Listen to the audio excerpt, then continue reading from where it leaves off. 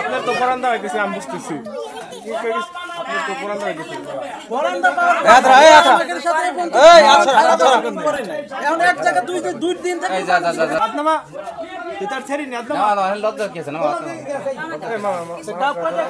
সমস্যা নাই আপনার তো পরান্দা হইতেছে আমি বুঝতেছি আপনার তো পরান্দা হইতেছে পরান্দা এখন এক জায়গা দুই দিন থেকে ধরে ছুটে গেলে আমরা ছুটো দেয় পরবর্তীতে আমার মনের ভিতরে একটা সন্দেহ ছিল যে ও আর কি মেয়ে না হচ্ছিল চাল করো কথা বলার ধরন তারপরে যেমন ভাবে আমার লগে আর কি ব্যবহার করতো পরে